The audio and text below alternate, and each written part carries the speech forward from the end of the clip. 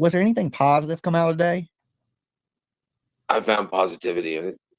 That's all. That's good. Then that's it. That's what I think. I know you can't go into it too much. So, how's the searching going? You want? Y'all gonna be searching again tomorrow, 10:30? Is that what you said? Right now, that's kind of up in the air. I don't know what they're planning on me tomorrow. I'm Roman Catholic, and it's Good Friday. Oh, okay. It's time to go commune with the Lord. This is one of his original interviews he did in the beginning with me. Reach down and bless me. Definitely. So if things what you heard today is positive, now if there's, you think it's a possibility somebody could be holding your son against his will? I look at it like this. I've been on the internet. I've been on the TV. I even been on the radio, which probably most people don't even realize that. But if my son were able to hear me or see me on TV or on the internet, he would know to give me a call. Okay. So you think he don't have access to that right now? I don't think he does. Because I really think have you ever known him to watch the news? No. Okay, never known him to watch the news. So if he was on the news, he probably wouldn't even know he was on the news then. Correct. I mean, I haven't had cable in probably 9 or 10 years. Seth, let me ask you this. Now, I know that tonight in the news interview, you said, he's probably somewhere playing video games. Do you know if he played these video games online with other people? Nah. Okay, you see that's changed, right? In the beginning, Seth was searching.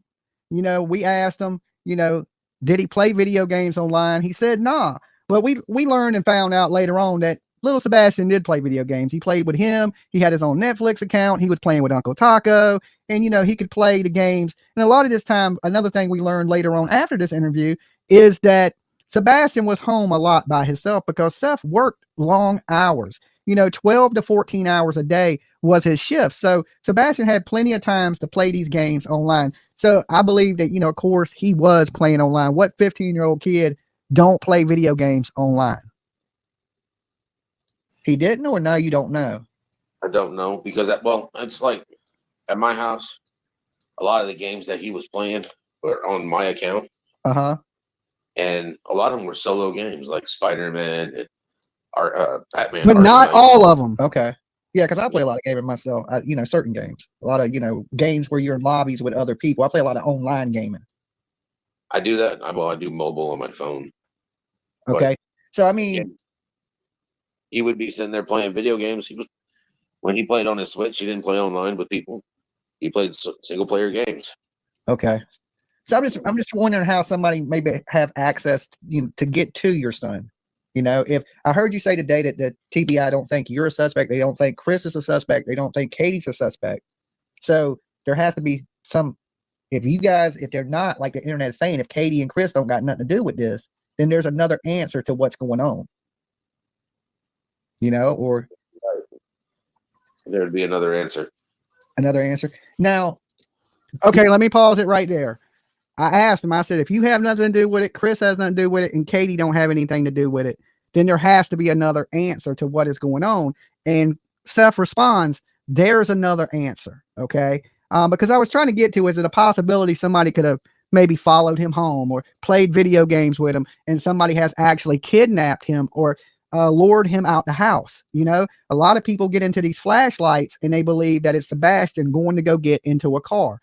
Right. In the beginning, when me and Seth did this interview, we really didn't know too much about the car or somebody, neighbors seeing a car parked in the neighborhood. That's why sometimes it's good to go back in time in the DeLorean and see what was being said in the very beginning. All right. Because this is one of the first interviews. I don't know if it was the first interview he did, but this was one of the really, really early interviews in this. Right.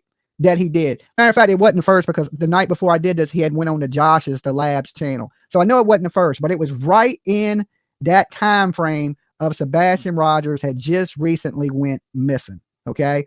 And he believed at that time that there was another answer, that it wasn't Chris and it wasn't Katie. But you got to remember, this is in the beginning. And in the beginning, they were doing interviews on YouTube and they just wasn't really answering no tough questions. You jump forward 7 months, we got Warbraid Seth, right? And Warbraid Seth says the parents is a piece of shit. they possibly have something to do with it. But let me give my warnings before we get all into this. Dolly Vision's for entertainment purposes only. We talk news, rumors, gossip, speculation, theories, mixed with a little bit of comedy. So don't take nothing here as fact. It's just my opinion, and I'm an idiot, okay? The callers tonight, their opinions are theirs and theirs alone, not to reflect on Dolly. Everybody is innocent to proven guilty in a court of law, even the people we're going to speak on tonight. And the biggest one of them all, don't try to be this dude right here at home. Don't do it. It's dangerous. Okay, so how things have changed in 7 months. Good Lord. Now we got, war braid Seth. Back in the day, he was Steven Seagal Seth. That's this when he was slicked back with the ponytail. Now he's done went to war braid Seth. Raw. You know what I'm saying? Do you think would your son know the area? Would he be easily lost? Does he get confused? If you stay all the time in your house and you're only going from your house to the bus stop, and then you know how to get to where you're going to school, and the rest of the time you're in a vehicle, would you really know how to get anywhere by foot? Yeah, I guess if your bubble's small, you're right. You really wouldn't know the area. So if you got outside that bubble, you could get lost. Now, how many people in the chat room think that may be a possibility? That he got out the house, right? He walked away from the house, and then he didn't know how to get home. Maybe to try to walk home and got lost. Now, that is the possibility, because we are dealing with a young man that has autism, right? He said that he was always driving around, and, Sebastian never really walked around anywhere, so he wouldn't know his way around. Everybody's saying, nope. Where's little Lolo? She's in another room. Thank you, Edge, for becoming a member. That moved really fast. Thank you so much. So, in the beginning, he thought there was something else going on. There was the possibility that he could have been lost, and we got to remember in the very beginning of this, Seth, Chris, and Katie were not enemies. Chris and Seth actually went out searching together. I don't know if any of y'all remember that, because it's been so long, and all we've seen, in the last 6 months is them fighting. But in the beginning, they were going to homeless encampments looking for Sebastian, because Seth was homeless at one point. I don't know if y'all know this or remember this.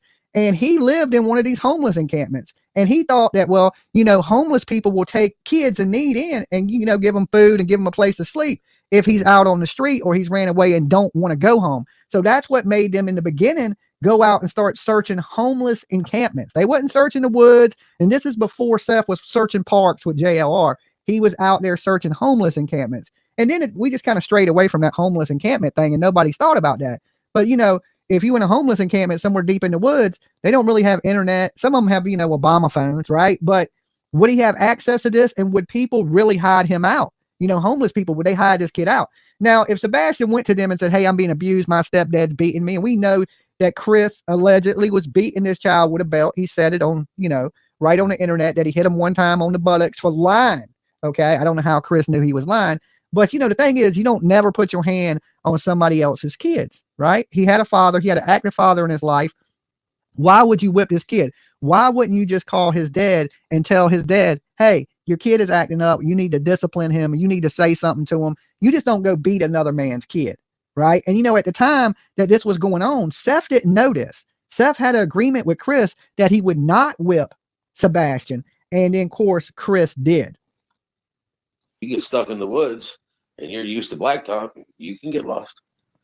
I think a lot of the stuff is, when I hear you say today that they don't think they're a suspect, some of the behavior is strange, like the whole going out of town thing. I think that was a little strange. Because I'd be like you, I'd be out here searching every day. I have one child, I have a daughter, she's 24 years old.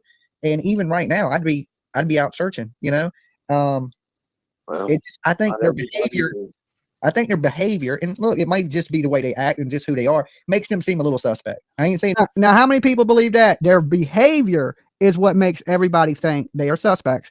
7 months later, I still believe the same thing that I believed 7 months ago. Okay. This interview was almost 7 months ago.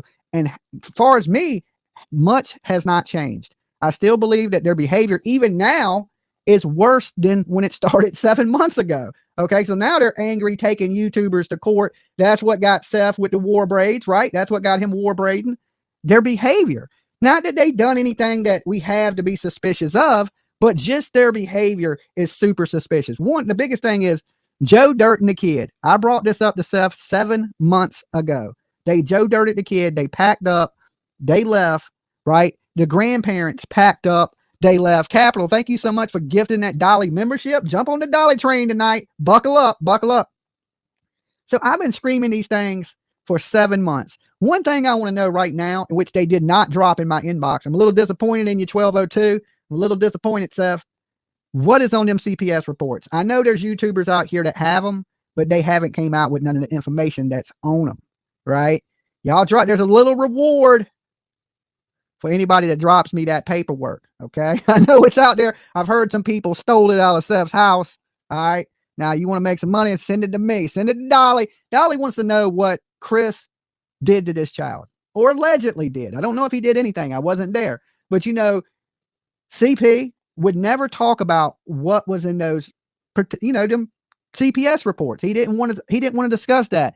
When, Terry Lynn asked him, and he just like, I'm not answering that. And he just really got short, jumped over the question, and just completely avoided the question. But so far, Terry Lynn was the only person to really stand up to CP. And, the whole time he was hitting on her, trying to make her wife number 6 or something. I don't know. We just hear so much about, he disrespects Katie a lot. Apparently he was blinking at the court TV lady, trying to give her the eye.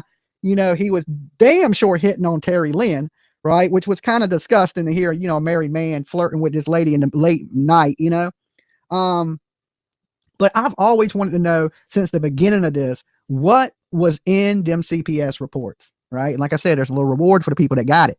Drop it in Dolly's inbox. Drop it in Dolly's inbox. Christy Ford, they haven't had one behavior that looks like a child is missing. Not one. That is why all feels like it's just too odd. I agree. I always have. Now, listen, I don't know if these people did this or Sebastian has ran away, got lost, just like I was telling Seth in this interview. Even 7 months ago, I've had the same questions for 7 months. But the behavior definitely odd, especially seeing that, in the time I did this interview, Chris and Katie were doing interviews. Okay. They were doing them on other channels, Smiley. And, I believe the first ones were on Smiley's. And so at that point, it didn't really seem odd that the mama wasn't out there screaming for her kid, begging for the safe return of her kid. But she wasn't doing no, she did Nancy. Remember, they did Nancy, but they kind of lied to Nancy, told her a bunch of stuff that wasn't true. We know that now. Like I got, TBI wants me to take a lie detector's test first, and then I can come back and take yours. Well, Seth, since he's been raging Warbraid, Seth says they didn't tell them that they couldn't take a lie detector test, right?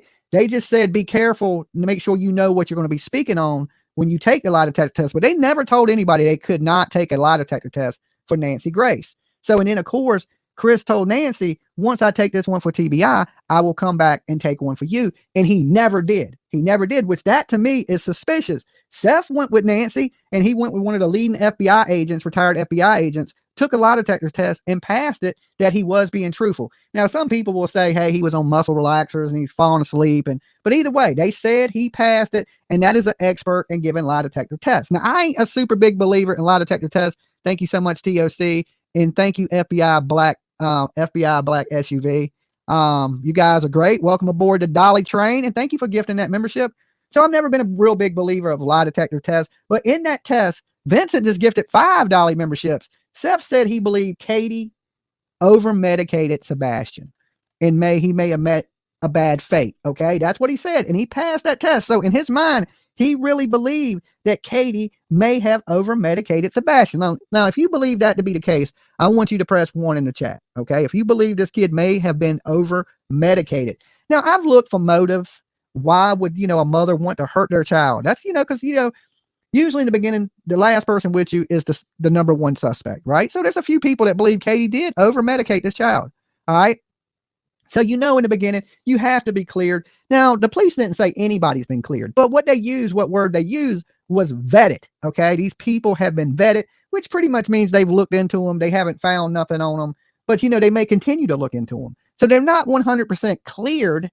They're just vetted. They don't believe at this time that they had anything to do with it. And there's no signs of foul play. But the big thing about it, there's no signs that this child also ran away. So they list, TBI, Sumner County, they've just kind of left it open to speculation, right? It could be either or it could be none of that, right? He could have just ran off. So what has changed in the 7 months that we've been following this case? I guess, not too much from the other side. Seth has had a lot of different versions of Seth, searching Seth, sad Seth. Now we're at the point where it's mad Seth. And this is the Seth I was hoping we would see the whole time. The man that is ready to fight for his son, because that's what it's about. If you have a kid missing, you need to be screaming from the rooftops. Make sure people hear you. Make sure people know how you feel. And if he truly believes that these people have something to do with it, hell yeah, he should be saying it. We also seen, now this is before Tony right here. This is before 1202, and where he could speak openly, and once 1202 came in, we heard him on the Labs channel say he put a muzzle on Seth. I don't know why you would say that about a grown man. Sometimes, dude, you shouldn't even talk, right? Like you digging yourself a hole, because we're saying the same thing. You came in and shut this man up when he needed to be screaming from the rooftops about his kid.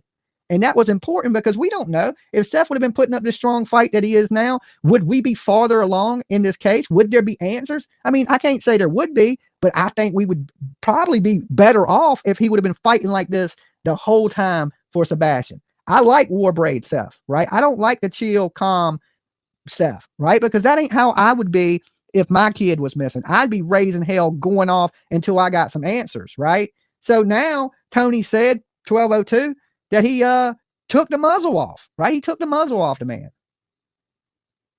Can somebody really muzzle you like that as a grown ass man? It's hard for me to believe, right? Like, you can tell me not to say something, that ain't gonna do you no good, because I'm gonna say whatever I want to say in this world. I've never had like somebody tell me what I can and can't say, because I just say whatever the hell I want anytime I want. And they did it. I'm just saying it makes them seem a little suspect. Makes them don't seem right. And see, he knows they ain't right, even then 7 months ago. But you see, he didn't force it. He just said, yeah, it don't seem right. But he didn't go into they had something to do with my kid. And I know he wanted to, right? I know he wanted to even back then. And I was trying to get him to that point. I was trying to turn him in these early interviews to war braid Seth 7 months ago. Okay. And I was working hard at it. And then I got kind of, stifled by 1202. He came in and just kind of took over the show, and then only would let, Seth talk every now and then, right? He just came in and did all the talking. But the big thing was, I was telling Seth the whole time that he was the voice for Sebastian Rogers, not nobody else. And I still truly believe this 7 months later. Nobody wanted to hear Betty, right? Nobody cared too much about what 1202 said. They wanted to hear what Seth said. Now, they watched 1202 because, Seth's feeding 1202 information, and they figured they get information from the dead, but it wasn't the same thing, because in the beginning, Seth was speaking from the heart. It was truly him answering the questions. Then when we got about, 2 months in, or what was it, a month and a half in maybe, when 1202 came in, then it started to get watered down. Everything was nice. I'm trying to work it out with Chris and Katie. We're working together. If you don't like that, F you. Right. But behind the scenes, Katie and Chris were saying F you to Seth. They didn't want to work with Seth. Right. Seth was trying to do his best to hold that together. And, in the beginning, there was that grudge about, of course, money, because money is the root of all evil, all evil. His sister started that Cash App, or, GoFundMe, or whatever it was. Yeah, GoFundMe. He had Cash App and GoFundMe. And, they didn't like that. Chris was making underhanded remarks about the GoFundMe. He was saying, well, I don't got all this money. I don't got to GoFundMe. I got to go to work. Right. So he didn't like the fact that Seth was getting money and he had to go work for his money. He wasn't really digging that. And I don't think he liked the fact that the internet rallied around Seth massively in the very beginning. Now, he lost a lot of that support when he started telling people to F off. And, at that same time, we jump forward 7 months and we see Chris acting like he's scared of a woman. BHB. I'm scared. She got a machete and she's going to get a gun from another state. But at the same time, and back then, he was making threats towards Seth. He was saying if Seth says another word, he'll never say another word again. That is a threat. And that's a direct threat at Seth, because he was talking about Seth when he said it. If he says anything else, he won't say nothing else again. Then he shows up to the vigil in a hostile mood, I guess I would say, right? And Seth, I think, was covering for him. I really like to ask Seth this now. Seth, when he was up in your face, was he being mean, trying to fight? Okay. Because, the pictures leaked on the internet, and there ain't no man ever gets up in another man's face like this and trying to have a pleasant conversation, right? He was trying to intimidate Seth, what I believe, at the vigil for a child. He didn't even stay and attend the vigil. He stayed there long enough to get up in Seth's face. Now, they can spend all this time now, 7 months later, in a courtroom trying to hush, a lady with a bullhorn. But they couldn't spend an hour at a prayer vigil. They had a motorcycle ride. They went out shopping for motorcycles. right? They try to use the excuse, people that defended these people, was they set up the motorcycle ride, which is absolutely not true. They had no parts in any of these things or the visual and didn't show up for it. Now, in the beginning, we didn't see nobody putting up a reward. Seth didn't, he wasn't working. He was out. He needed money, I guess, to survive. And these people live in a $700,000, $800,000 house. They got good jobs, and yet they didn't put up a reward for their child. Right now, the only rewards that are out there is from the FBI. Dog and his buddies have put up, what is it? They saying 75,000 now, right? So the reward is allegedly up to $125,000. Okay. But none of that reward come from Chris and Katie. Now I can understand Seth. He ain't got a lot of money. He's broke. He lives in a little, apartment. You see his apartment. He don't live in a $700,000, $800,000, $900,000 house. I think it's more than that. The houses start at about $600,000, $700,000 out there in that neighborhood. The house sold, it would probably sell for more than $700,000. You got to remember the camper that they stay in, that's $100,000 camper. That truck he's riding is a $60,000 truck. So these people have over $1 million in assets. Okay. Just Chris and Katie, roughly. I'm going to say roughly, just between their vehicles, houses, cars, probably the money they got in the bank, that type of stuff. And they didn't put up nothing for the reward. Nothing. They didn't even go out and look. Matter of fact, what it looked like to me is they left and went on vacation. Chris wasn't working. They went back to Yogi Bear.